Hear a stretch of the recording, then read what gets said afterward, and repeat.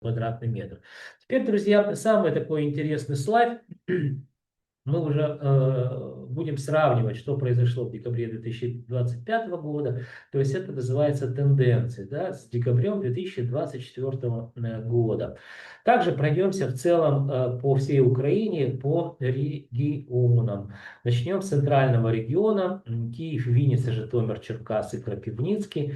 Друзья, ну вот давайте вот смотрите, что происходит. Наибольше всего подорожало. Не падайте со стула, не бросайте в меня помидоры испорченные.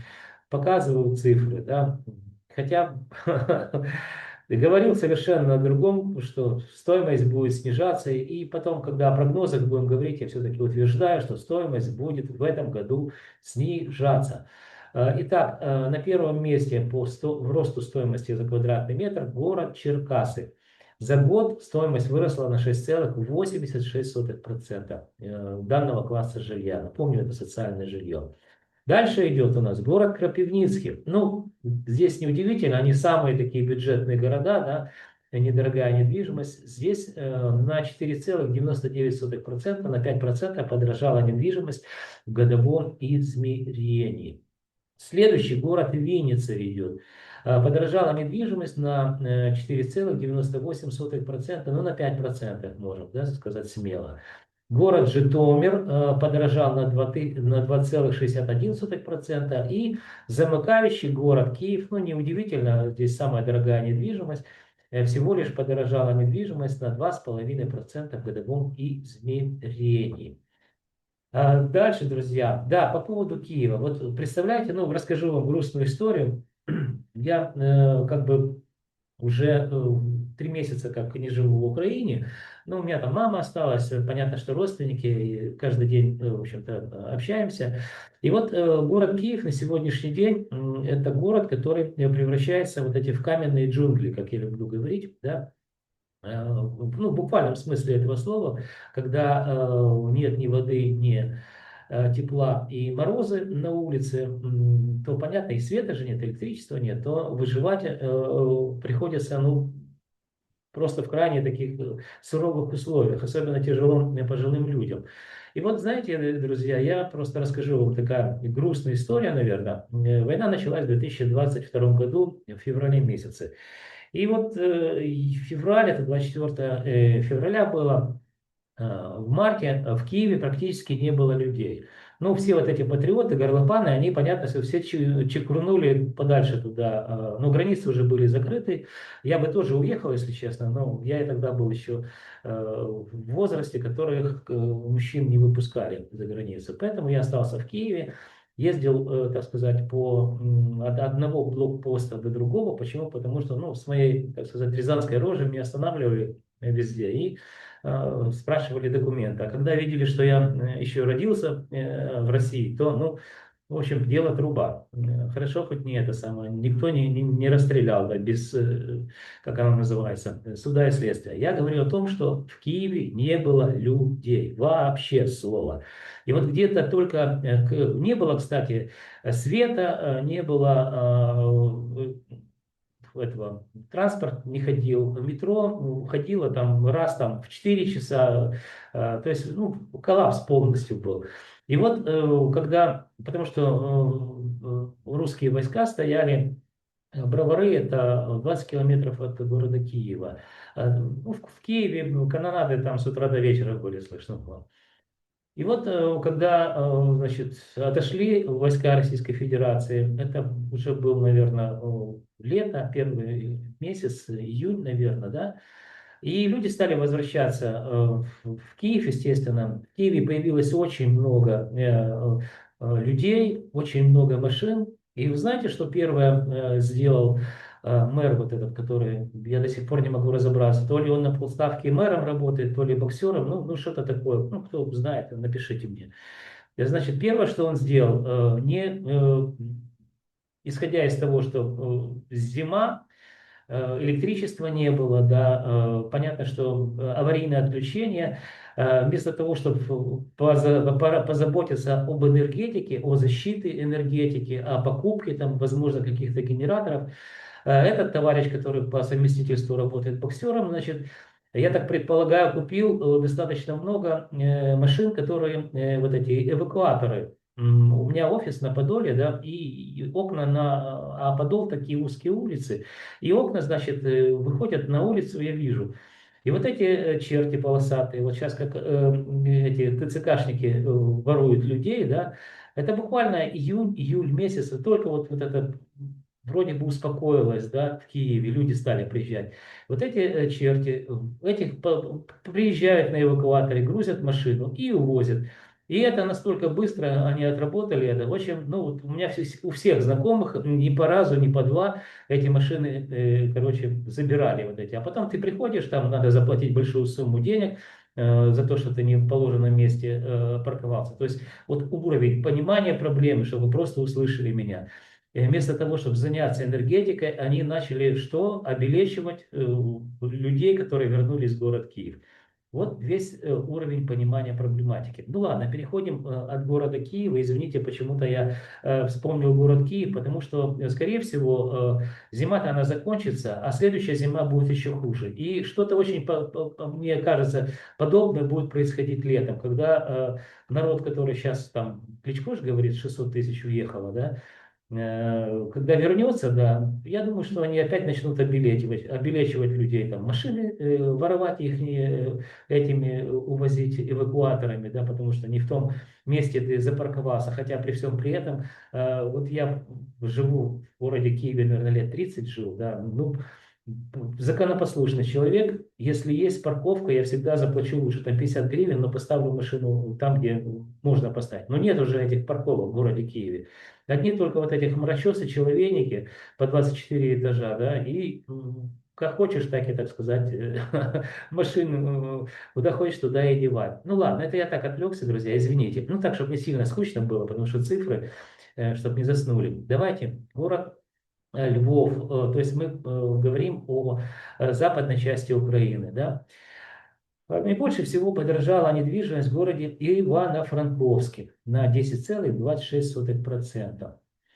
Следующий, видим, ранжировку также делаю. Город Луцк на 9,80% в годовом измерении подорожала недвижимость.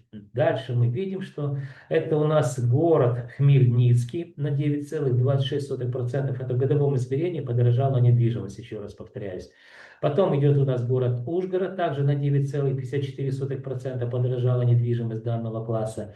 Город Тернополь на 9,39% подорожала недвижимость. Ну и город Черновцы на 8,10% видим рост стоимости в годовом измерении. Город Ровно на 7,60% и на 6% подорожало в городе Львове. Ну, город Львов мы уже с вами проговаривали, это самая дорогая недвижимость в западной части Украины. А все остальные видим практически одинаковая стоимость. Переходим к Причерноморскому региону. На город Одесса подорожала на 4,27%. Безумие, бред, выносят всю инфраструктуру припортовую, да. Также ни воды, ни света, а стоимость растет. Ну, друзья, не знаю, мир сошел с ума. Ну, по крайней мере, цифры нам показывают это безумие. То есть на 4,5% в Одессе стоимость увеличилась за год. Выросла. Город Николаев ведет себя адекватно. В годовом измерении снижение на 2,23%. Дальше, друзья, видим северо-восточную часть Украины. Город Харьков. С какого-то перепугу подорожала недвижимость данного класса на 3,73%. Он является лидером по росту стоимости. Подумайте только, где фронт ведь проходит, где Харьков, да, там, по-моему, со ствольной артиллерии уже достают, а стоимость растет. Дальше мы видим, что город Чернигов показывает нам рост почти 3%.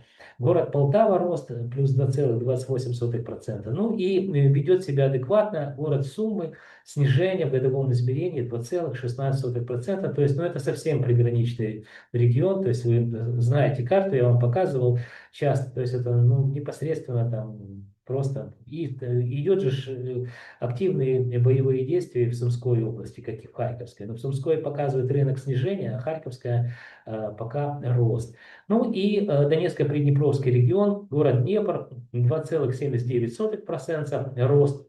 за год. А город Запорожье показывает снижение минус 3,39% в годовом измерении. Друзья, давайте вот я так на эту карту сейчас переведу, и мы с вами попробуем поговорить о все-таки прогнозах. Напомню вам, что я применяю в прогнозах метод многофакторного анализа, то есть на рынок недвижимости влияют внешние факторы. Внешние факторы – это война, понятно, да? Возможно, там какие-то заявления Дональда Федоровича, который войну никак не может остановить, хотя говорил, что в Украине остановит за один день. Может быть, еще что-то. А вот внутренние, так сказать, факторы, которые влияют, это как раз состояние экономики, которое вы можете сами это отследить. По каждой области есть внутренний валовый региональный продукт. Он в виде цифр, индексов показывает, если вы будете сравнивать довоенный внутренний валовый оригинальный продукт с сегодняшним, 2025 год, ну за 2025 нет, за 2024 есть данные, вы увидите, что все там идет в минус, минус, минус. Все вот эти показатели, они, ну, как я говорил, что пациент скорее мертвый, чем живой. А рынок недвижимости является, друзья, составной частью экономики или сегментом экономики. И все, что происходит с экономикой, происходит и на рынке недвижимости. Он не может работать в противофазе.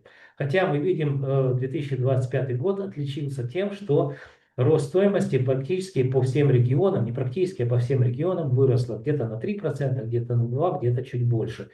Друзья, примерно такая же ситуация была в 2023 году. 2022 год, я говорил, война началась, а 2023 год, второй год войны, с какого-то перепуга, как я говорю, стоимость квадратного метра практически по всей Украине, а не только по жилой недвижимости, коммерчески стала расти. Вот мне тогда еще, у меня много знакомых, много контрагентов, которые в банках, я обслуживаю финансовые учреждения, писали и спрашивали: Андрей, что за фигня происходит? Откуда этот рост? Ну, они ж, экономисты, понимают тоже, видят всю внутреннюю, так сказать, вот эту кухню, да, всю эту экономику, которая в разрушенном состоянии. А рынок недвижимости показывает рост. И вот примерно то же самое мы наблюдаем в 2020 или наблюдали в 2025 году. Незначительный, но все-таки динамика роста. Роста по всей Украине.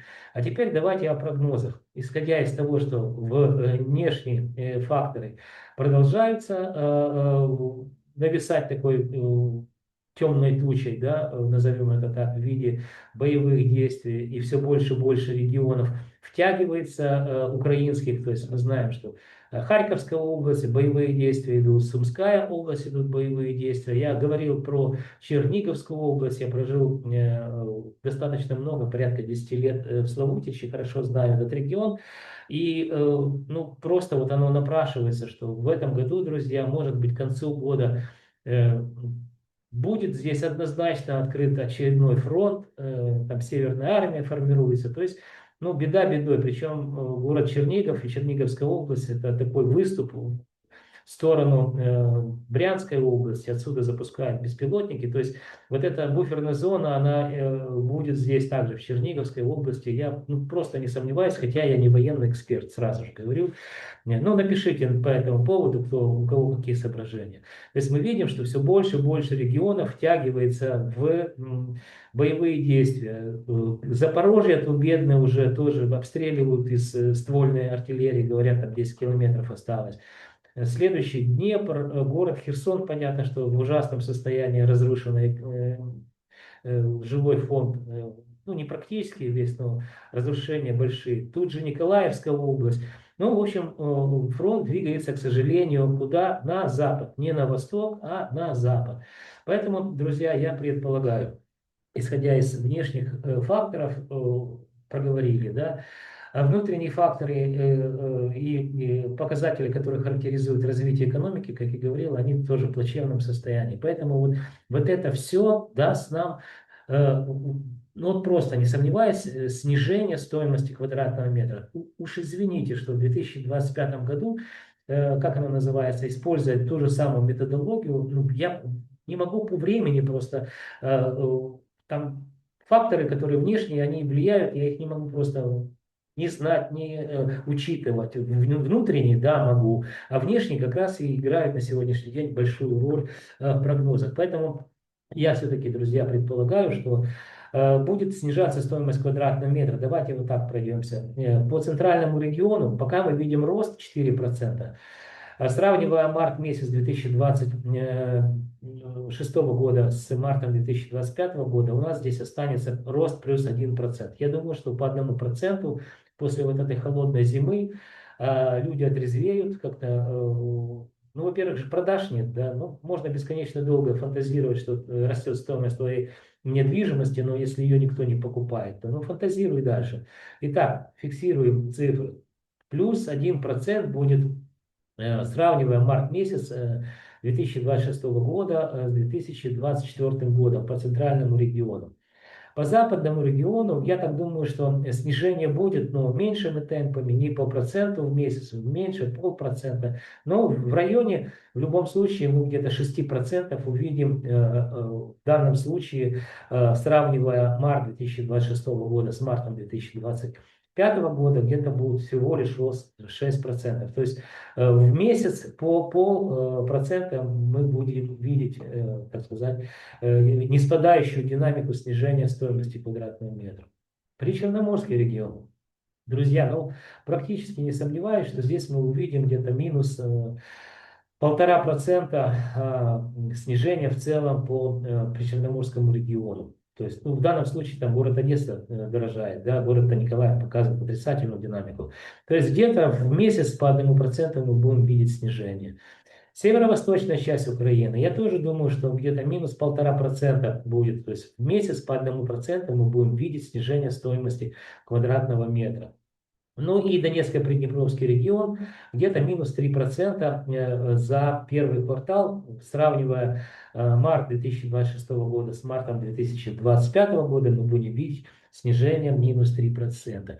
Друзья, пришло время прощаться.